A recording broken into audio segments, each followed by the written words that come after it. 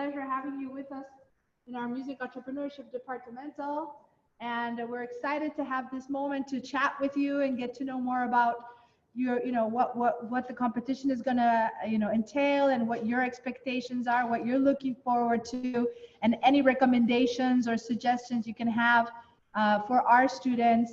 Last meeting a couple weeks ago, we gave them a more in-depth overview of what the competition is about and what to expect.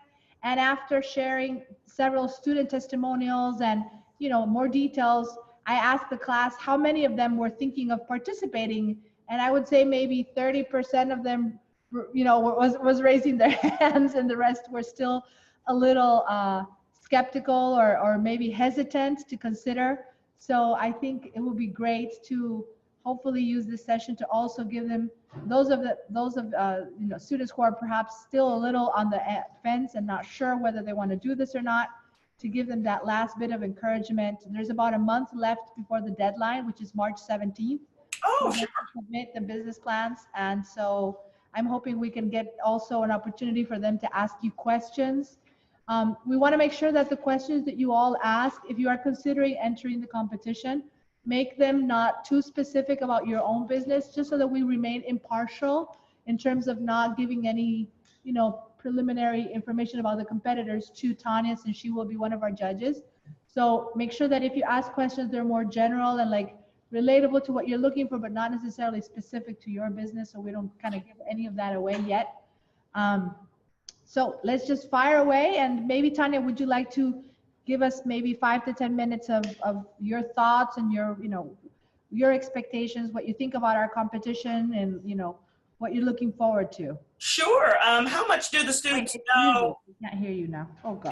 Can you hear me? Technical guy left now. Wait, hold on. Let me turn another light on Can too. you hear us? Wait, you may want to. He left. Okay, we're having trouble hearing you. Okay, I was trying to get more light. Your audio doesn't seem to be muted, but we were hearing you just a minute ago. Can you talk? Can you hear me okay now? Or no, we're not hearing you. It says here. Yeah. Okay, so oh yeah, there we go. There we go. We hear you. You hear me okay now? Yes. Yes. Okay. Okay, good. How much do the students know about me? Should I or do I need to introduce myself a little bit? Sure, give them a little overview, because we send them your website and all of that, but I don't really know how much they've been able to research. So why don't you go ahead and give them a little overview of yourself and your background? That's a great idea. Okay, great. Well, I am the assistant chair of music business management here at Berklee College of Music. I'm also a professor now of 14 years of music business and entertainment law. So I have a very diverse background in the industry. I ran the music business program at the University of Memphis for 7 years. I've taught at Middle Tennessee State and the Los Angeles Film School. I ran the program at Minnesota State University, and now I'm here at Berklee, and hopefully I found a home so I can stop moving around so much. So that's a little bit about me. Oh, in addition, I was an entertainment attorney for about 12 years and a record label executive, as well as a publishing company executive. So I generally have a different point of view than most people who teach in music business programs, in that I did not represent artists. I represented the label and the publishing company and the film company and the other corporate stakeholders. So that's my experience. I'm really looking forward to this. I love any kind of competition, but I think that just participating in the competition, whether you seek to win, quote unquote, or not, is a valuable experience. It's not a matter, you always hear, oh, it's not a matter of whether you win or lose, it's how you play the game. Well, sometimes it is a matter of whether you win or lose. I agree with that. But as far as this competition goes, I think it's just important that you participate at no matter what level you are or think you are on. I think it's a great learning experience, and I'm hoping that it goes from 30% to at least 50 to 60% of you decide to join in, because it's a very valuable program that Fabiana has created here, and I'm very happy and honored to be a part of it. Thank you, Tonya. Thank you very much. So why don't we, we've got some past competitors here in the audience, and we have, again, most of the class. These are students who are in different areas of music entrepreneurship. We have undergrads, we have grad students. We have also, most of them are music majors. Do we have any music education majors or non-performance majors? Okay. So I think we'd like to also open the floor for questions that may not necessarily be just of a performance track type of business. In fact, one of the judges has awarded a special prize for a music products business plan. Wow. Basically a non-performance business plan to motivate students who may be thinking of creating something and selling it as a physical product. Interesting. There will be a special award for that type of business, which comes along with a mentorship package that he will provide as a bonus to the actual prize money. So for those of you who are thinking of doing maybe something around that area in music products, a specific product, this is your opportunity to ask questions and to get more input into what to expect and what the competition will be like. So I'll just let them kind of take over and ask you questions. Sure. From them. So does anyone have any questions you'd like to start with? Yes. Well, if you have a question, could you maybe come center? Yeah. So Tonya That would really help. Yes. Yeah. Yeah. So for those of you who are thinking of asking questions, come so she can see you in the middle here. Thanks, Carson. no problem. There are a lot more people here, Tonya, than you think. Yeah, I was assuming that, but that's okay. Yep, even Okay, more. so yeah, everyone just kind of compile more towards the middle stuff so you can be in the camera. That would be really helpful. Okay, so who'd like to start with the first question? Nope, you guys got to come Gotta like come right to the here. Yeah. And am I getting questions from the competitors or from? These are all the students who are considering, entering the competition. So they may be competitors, they may be soon to be competitors, and they're just all here in our classes. There are no self-identified competitors yet. Gotcha. They're still considering this thing. That's perfect. Yeah. And then once they submit the business plans in March, then we will choose the finalists who will be the ones who will actually be working with you when you arrive in April. Perfect. So these are all hopefully aspiring competitors. Let's put it that way. Good. Okay, I'm ready. Shoot. Any questions? So before we start, just so you know, the window in which Tonya can see is between Samantha here and what's your name, sir? And Joshua, right? So if you decide you have a question while someone else is speaking, please come down to this little center area so that we don't waste time, okay? Okay, so let's get started. Let's get it going. You have a potential judge in front of you, so I would think if you have questions, let me have it. Yep. All right, William. What is like a good business plan for you? Wow. Brief. Brief. Yeah. For me, brevity is key because it forces you to say what you have to say and say it quickly. There is a possibility, there are parts of the plan that of course need to be flushed out, but I personally am really big on get to the point. What is it do you want me to know? Tell me what you're going to tell me, and then tell me what you just told me. But get to the point quickly. If you need to elaborate, of course you can, but let me know as soon as possible, what is this plan all about? What is this product all about? What is this service all about? Let me know right up front, and then take the time to elaborate and go into more detail. So I like brevity. That's a good plan to me. Another good plan is one that states up front the goals or the mission or the vision of the business. I tried starting my own business on several occasions, And on neither of those occasions did I have a plan. And I will never do that again. I will never do that again, because it's so easy to get sidetracked. You don't know where you're going. Think of your business plan as GPS. And you'll notice that for those of you who have used GPS, either in a device or on your phone, you'll notice that there are two key points that are very well defined, that have to be very well defined. That is, where are you now? Where are you trying to get to? And then there's everything else in between. But the most important thing is, where are you now? Where are you trying to get to? And then it's mapped out for you, everything in between. You know, how many curves, how many turns, how many twists, how many roads you have to take to get there.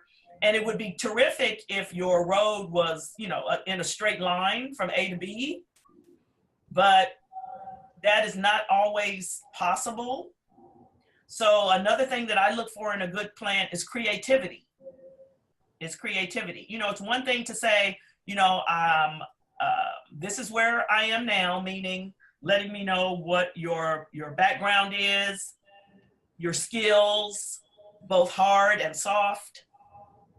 I'm a real big fan of the SWOT analysis. Oh boy, I'm the SWOT queen. I don't do anything without a SWOT.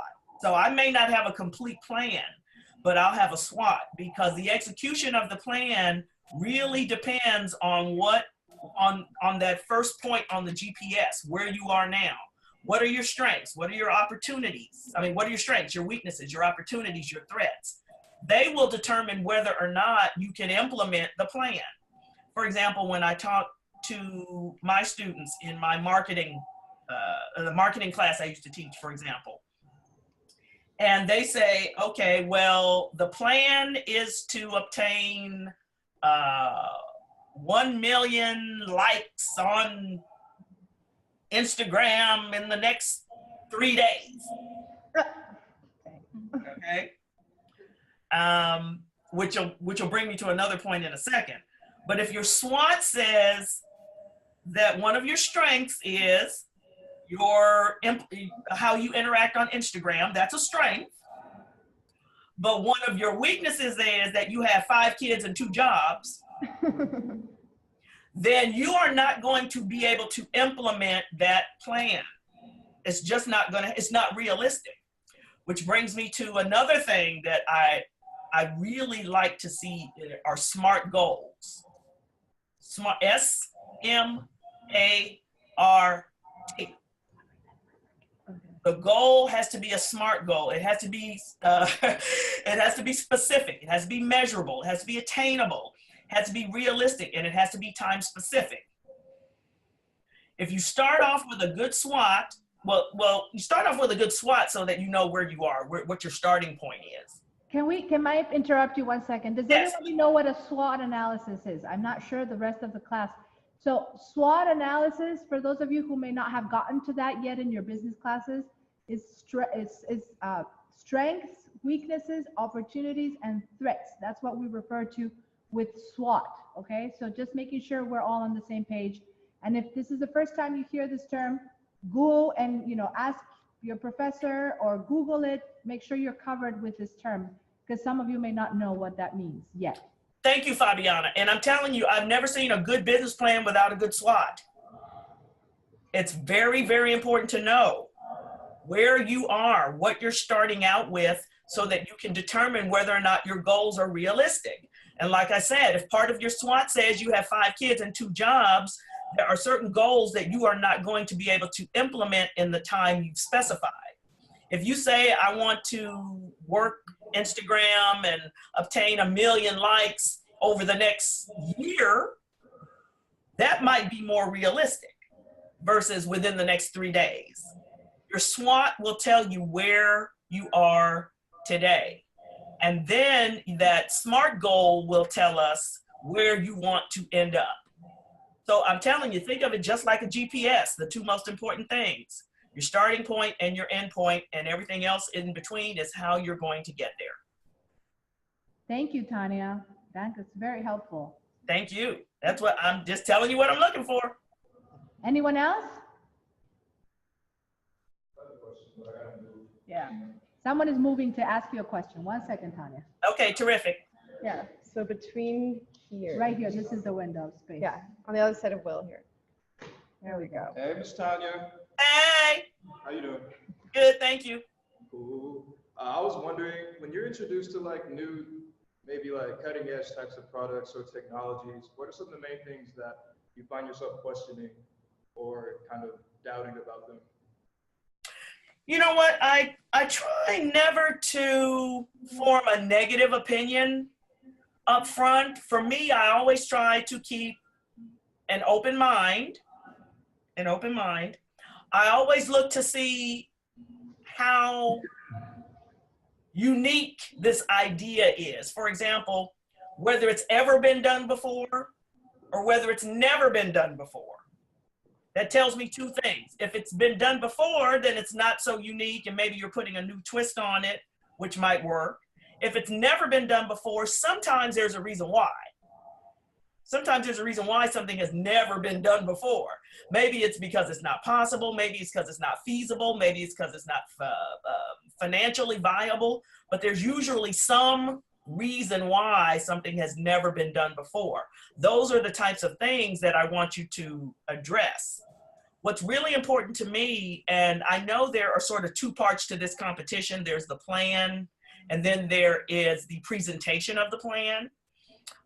When it comes to the presentation of the plan, what I'm really looking for is not just enthusiasm, knowledge of your topic, knowledge of the background associated with your topic, but enthusiasm for it, because what you're doing is you're convincing me that this crazy idea that you just came up with actually might work. It's very important that you be convincing. And if you don't believe it, I'm not going to believe it. So to me, it doesn't matter how new or innovative or out of the box the idea or the product is. The goal is for you to convince me that it's a good idea. For those of you, for example, who have gone on job interviews, you're doing quite a bit of convincing in a job interview. What you're trying to do is to convince someone that you are worth investing in. For those of you who've ever sought a gig or tried to get a record deal, what you're trying to do is to convince someone that you're worth the investment. So that's what I want you to do. I want you to convince me. Don't worry about what I may not think makes sense or what I may not agree with, because part of your presentation will be, you are going to forecast every objection that I can possibly make. You are going to forecast every single objection. You're not going to you're going to talk to your friends, you're going to talk to your family, you're going to talk to your classmates, you're going to talk to colleagues, you're going to talk to professors, and you're going to vet that bad boy as much as you possibly can before you get to me. And there should be no objection that you have not heard before that you cannot address. To me, that's the key to both a good plan and a good presentation. Know your objections. Thank you. No, you're welcome. You're welcome. Yeah, this is. You know what? I learned that in law school. Yeah, I did. You have to basically, you know, when we would do trial competitions in moot court, you had to literally, and I mean literally, know what the other side was going to do before they did it. Sometimes they never did it, which was a good thing. But you had to anticipate that if they say no, or if they say no for this reason, or if they put on that glove, what are you going to say? What are you going to do if they're crazy enough to do that? You got to be able to respond quickly and definitively. So that's key. Thank you, Tonya. Thank you. Any other questions? Yes. How important is profit for business? You know what? According to the IRS, it's my understanding that you can, I'm going to say for me, immediate profit is not all that important. I think the IRS lets you go without making a profit for about 3-4 years before they start questioning whether or not you're a viable business. So sometimes it does take time to make a profit. It would be terrific if you could make profit from day one or year one, but that's not always the case because you have proof of concept and sometimes that takes time. You should try to prove your concept as much as you possibly can before you launch the business, you know, to make sure that it's a good idea and that you're going in the right direction. But sometimes it does take time. And like I said, if you're not profitable for the first 3-4 years, the IRS says it's okay, so why shouldn't I? What I really look for though is whether it's meeting a need. Whatever this product or service is, does it meet a need? Does it solve a problem? Because there are some things that solve problems that do not necessarily make money right away.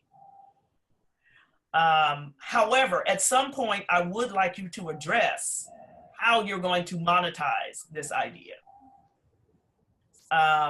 You know, many businesses are charitable or nonprofit, where they don't have any intention on making a profit, but they do have every intention on meeting a need or solving a problem. So it could totally be a nonprofit business as far as I'm concerned, but at some point you're going to have to address funding because every nonprofit needs money to operate, even a church. You know, that's why the pastor always asking you to contribute to the building fund. Because without the building, right, there's no place to house the parishioners who will, I mean, all of that stuff makes sense. So even every nonprofit, you got to find out where the money's going to come from and you need to identify that. But if it's not making money right away, that does not bother me. Does not bother me at all. In this particular type of competition, because it is a music entrepreneurship competition, usually money isn't the place where most plans start because it's more about, you know, that artistic fulfillment and that larger than life vision and mission. And part of what we're doing here is trying to get them to think more about money and to think more about. Oh, absolutely. Absolutely. Not a starting point. And we have lots of conversations in class with students who are just very okay with not making any money and it's not even part of the conversation. So part of what we're doing here is actually encouraging them to find those answers of how will they eventually make this a sustainable business and how are they going to make it work so that they can go on and make the impact they want to make. I agree. And I totally agree with that. And I always teach from the bottom line here at Berklee. You know, many students, they want to save the world and, you know, they want to give back and they want to share their music and, you know, not the warm and fuzzy stuff. And then I always get down to, okay, but how are you going to eat? Right. How are you going to pay your bills? That's what I want to know.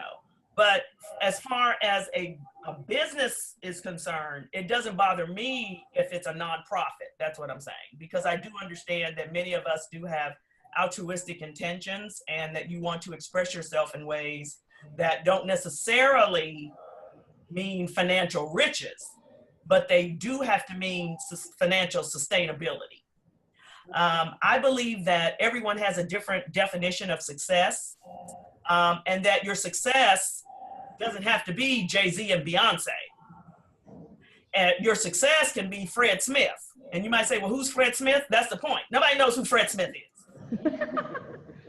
But Fred Smith is feeding his family and sending his kids to college and doing what he loves to do every day. But he may not be famous. We may never hear of Fred Smith. We may never know his name, but he is still a success in his own right based on his own definition. Absolutely. Absolutely. Thank you so much. Any other No, questions? that's my pleasure. Yes. Could you give some formatting feedback for the creative and business integration? I know that a lot of projects tend to be more visual, so maybe some feedback on how that can be presented in a way in the business format since the paper cut is first. Sure. I love visuals. I love photographs. I love charts, diagrams. I'm the queen of the bullet point. I'm just telling you from my own perspective, I don't like multiple narrative paragraphs. Most people don't. As soon as we see a page covered, you know, from top to bottom and nothing but words, everybody who has a little bit of ADD kicks in, and we don't want to read that. So I do believe that if you do have a lot of narrative information, you do need to break it up with bullets.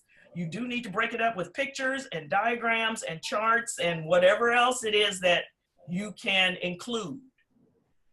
I think is a great idea. And I appreciate that question because I am a very visual person. And sometimes, you know, just like with anything else in the world, you know, we see it first. So I like a plan that looks good, that it looks good. And then I give you the benefit of the doubt that the content is good. If it doesn't look good, then, you know, then you got to ride the, you know, okay, maybe it's not so good on the inside either. So start off with every advantage you possibly can. Make it look good. Absolutely. Oh yeah, put it in a pretty folder, you know, don't hand it, you know, don't dog ear 12 pages and hand them in. I hate that. You know, presentation is everything. Absolutely. And the same would go for their PowerPoints, right? With the pictures. Oh my goodness, yes. If I see a blank white screen with black letters, I'm out of there. And I'm not saying that you got to have words flying all over the place because I hate that either. I hate that too. Don't go too far to the extreme, you know. A little color, as many visuals as you can incorporate, you know, a little bit of style here and there, but, you know, no plain black and white versus no flying words in and out. You know, all that's not necessary either. You know, just make it visually appealing. It really does help, I'm telling you. It really does help. Great. Any other questions? We've got 10 minutes left, so this is your time.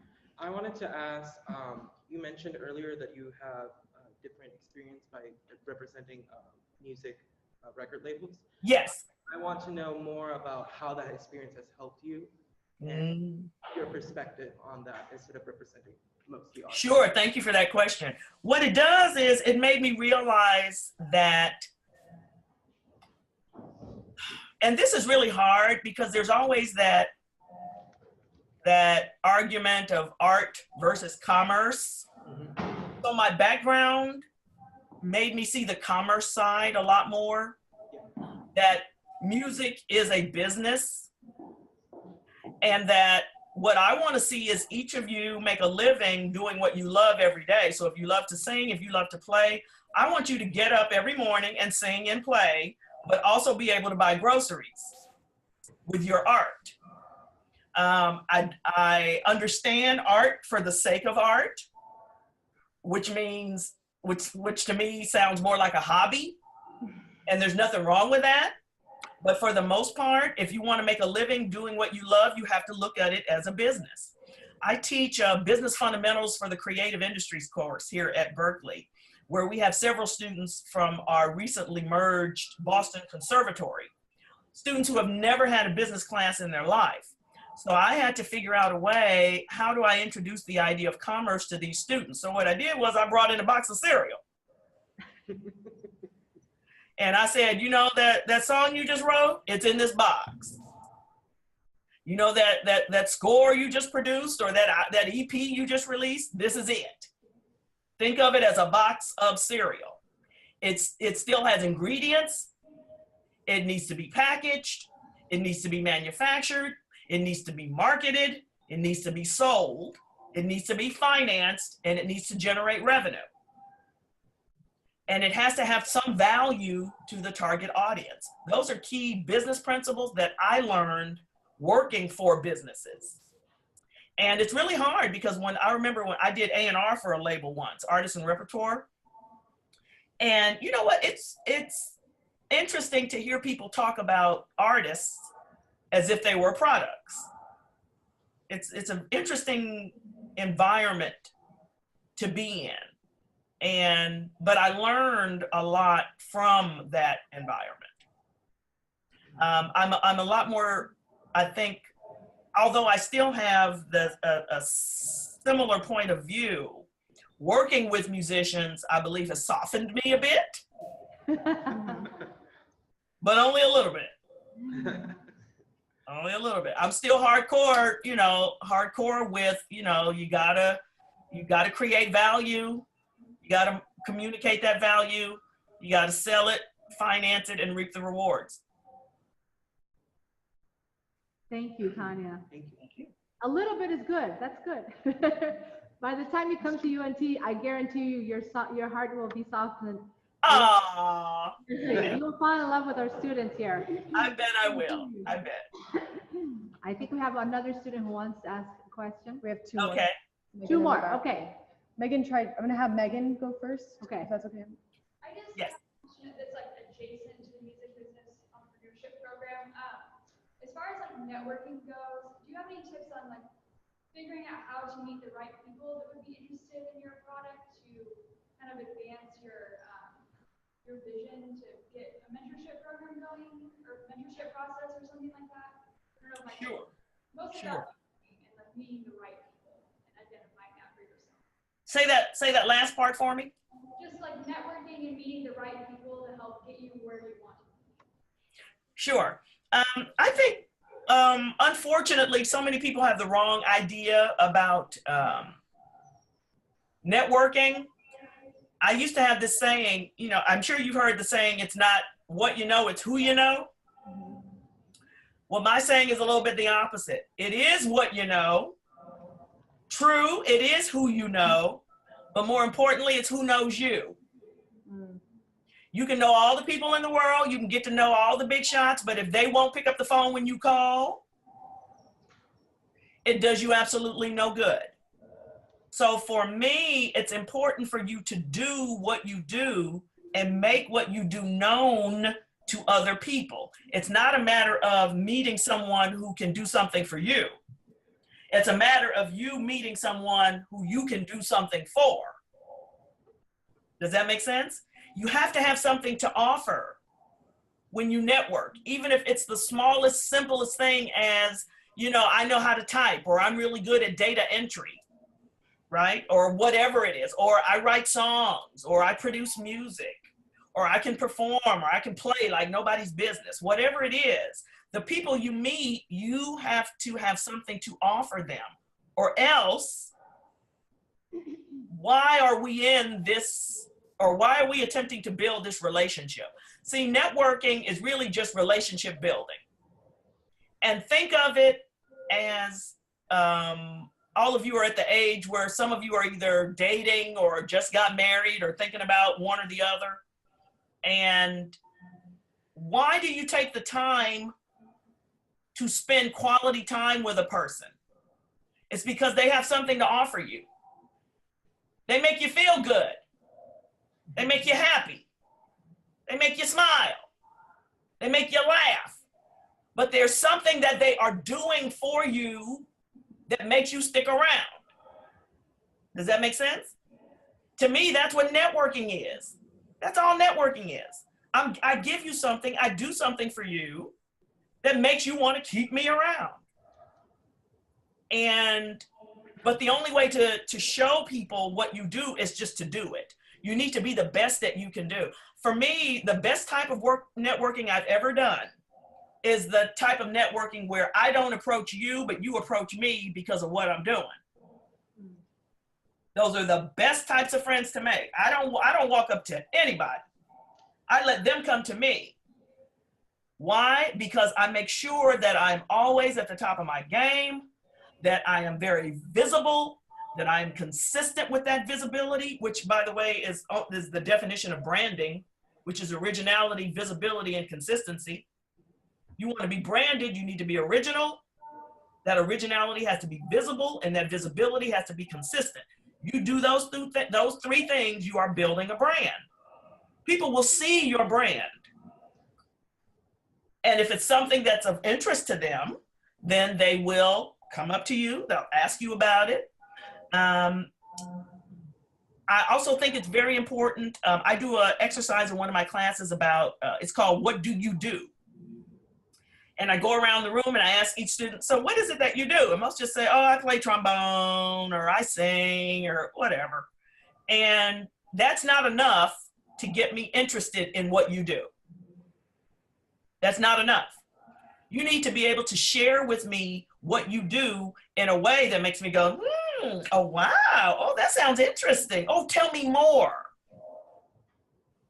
So it's that initial conversation. It's that initial introduction. You've heard that first impressions matter. Well, they really do. They really do. But that doesn't mean that if you mess up the first impression that you can't do it again, because you can. You can. First impression is not a bad first impression is not a death knell like some people make you think. That's not true.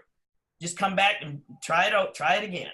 Thank you. Also, networking, one more thing, you have to be patient, because many of the people that you want to get to are being bombarded by a whole bunch of other people that want to get to them. And they're skeptical, and they should be. Let me tell you why. Because 9 out of 10 of the people that approach me with either a business idea, or they want to come speak, or they want me to do something for them, or they want to work, or whatever, 9 out of 10 of them are not going to be around next year. So I don't have the time always to invest in you immediately until I see that you have lasting, standing power, that you're going to be around. Everybody says, you know, oh yeah, I'm into the music business. Okay, let's see where you are next year when it gets bad.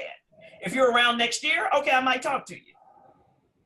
But right now, I don't have the type of time and energy to invest in every single person that approach me, because I don't know you, and you haven't done enough yet for me to be able to trust you. That's all networking is. It's human nature. Thank you, Tonya. We have a few minutes left, so I want to make sure we have our last question. Oh, I'm sorry. You know me, girl. I can just go on and on. Fine. Great. Last question. Hey, Tonya, I wanted to see if I could squeeze this in with you before we leave Departmental today. Do you have any experience working with music labels or artists in that kind of area? Yes, I do. I have more experience working with music labels than I do with artists. Okay. I was a label lawyer for 12, 13 years. I did work for a firm where I represented some high profile artists for a spell, but I didn't like it. Okay. What? Why do you ask? Oh, I was curious about it. That's something that if the business plan that I'm working on takes off, that I would be getting into. I was curious if you had any, first experiences, something like that. Or oh, absolutely. Maybe like a story that gave me some insight or advice. Well, you know, she's going to come to the competition, and during the 2-day event, sure. The second day, she's actually going to give a 2-hour workshop here in the recital hall, cool. Going in full depth with all of this experience and all of this background. So even though we have only a few minutes left today, know that even if you decide not to participate in the competition, which I hope you don't, but if you end up not being able to submit an entry, definitely you should come on April 14th from 10 to 12, because Tonya will be giving a 2-hour workshop specifically on all of this materials for our, just as part of the event, not just for the competitors, but it'll be a workshop. Right. And trust me, I have spoken at colleges and universities and conferences around the world. This is what I do. So whatever it is that you need or whatever questions that you have, I am 99.9999% sure I can answer. Absolutely. And if I can't, I know who can. Yeah. So we just have one more minute to wrap it up. And I just wanted to thank you, Tonya, for connecting with us. And I know how busy you are with all this stuff going on at Berklee, but we're really excited to have you with us and to get you to connect with our students in person and to be able to share your very diverse and exciting experience. And so we're looking forward to having you with us. And I hope this has been a useful and helpful session for all of our students here, that they take this and continue on with their brainstorming and inspiration leading up to hopefully submitting an entry a month from now. So and please enter. I'm really excited about seeing what it is you come up with, because you are the present and the future of this industry, and we are in desperate need of new business models in particular. So whatever you can come up with, I'm very excited to see and hear it. Thank you, Tonya. Thank you, Fabiana. I'll see you soon. Thanks, Tonya. We'll be in touch. Yes, ma'am. Take care.